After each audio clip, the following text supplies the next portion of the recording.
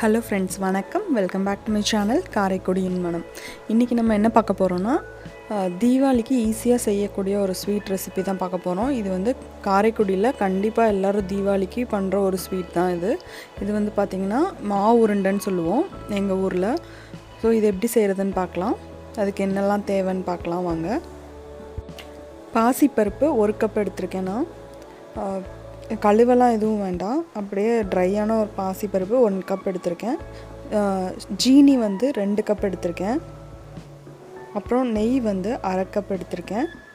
அப்புறம் முந்திரி பருப்பு வந்து உங்களுக்கு ஆப்ஷனல். ஸோ வேணும்னா நீங்கள் முந்திரி பருப்பு சின்ன சின்னதாக ஒடிச்சு போட்டு சேர்த்துக்கலாம்.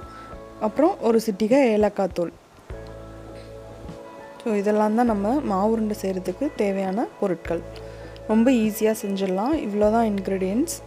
இப்போ வந்து பாசிப்பருப்பை வந்து நல்லா வறுத்துக்கலாம். நல்லா அந்த பாசிப்பருப்போட வாசனை வர வரைக்கும் நல்லா வறுத்துக்கலாம்.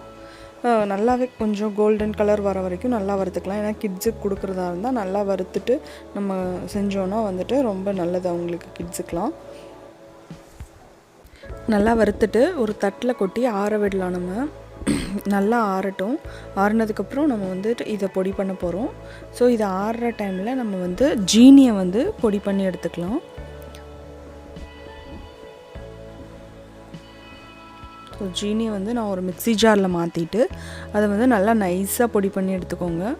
நல்லா நைஸாக இருக்கணும் ஜீனி. இங்கே பார்த்திங்கன்னா நான் நைஸாக பொடி பண்ணி எடுத்துட்டேன். வேணும்னா நீங்கள் வந்துட்டு சலிச்சு பாருங்கள், சலிச்சு கூட எடுத்துக்கலாம். நல்லா நைஸாக இருந்தால் ரொம்ப நல்லாயிருக்கும். இது சாப்பிடும்போது நம்மளுக்கு கரைஞ்சிரும் வாயில். ஸோ அதனால் நான் வந்துட்டு சலிச்சுக்கிறேன். ஸோ நான் வந்து இப்போ ஜீனியை சலிச்சு எடுத்துட்டேன். ஸோ இது கொஞ்சம் நேரம் இருக்கட்டும். நம்ம இதுக்கு இடையில வந்து நான் நெய் சூடாக்கி முந்திரியை வந்து வறுத்து எடுத்துக்க போகிறேன். நல்லா கோல்டன் கலராக வறுத்து எடுத்துக்கோங்க. அதுக்கப்புறம் நம்ம பாசிப்பருப்பு வந்து ஆறிடுச்சு. அதை நம்ம மிக்சியில் போட்டு நம்ம வந்து பொடி பண்ணி எடுத்துக்கலாம். பொடி பண்ணி எடுத்ததுக்கப்புறம் நல்லா சலிச்சுக்கோங்க.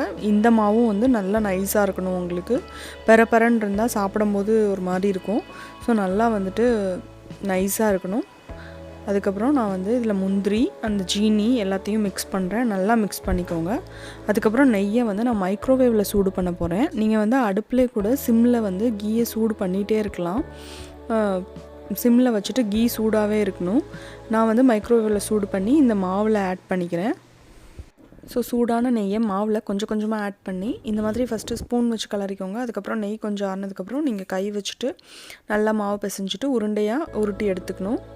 ஸோ இந்த 1 கப் மாவுக்கு ஒரு மீடியம் சைஸ் உருண்டை அளவு பிடிச்சிங்கன்னா ஒரு 35 கிட்ட ஒரு உருண்டை வந்துச்சு, மாவு உருண்டை. ஸோ இந்த மாதிரி நீங்கள் வந்துட்டு உருண்டை பிடிச்சி எடுத்துக்கலாம்.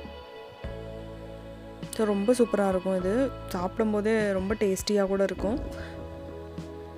ஸோ இந்த மாதிரி கொஞ்சம் கொஞ்சம் போர்ஷனாக நீங்கள் வந்துட்டு நெய்யை ஆட் பண்ணி உருட்டி எடுத்துக்கோங்க மாவு உருண்டையை. இப்போ பார்த்திங்கன்னா நம்மளோட சூப்பரான காரைக்குடி ஸ்டைலில் மாவு உருண்டை ரெடி ஆயிடுச்சு. ரொம்ப ஈஸியாகவும் கூட இது. ஸோ நீங்கள் செஞ்சு பார்த்துட்டு எனக்கு உங்களோட கமெண்ட் சொல்லுங்கள்.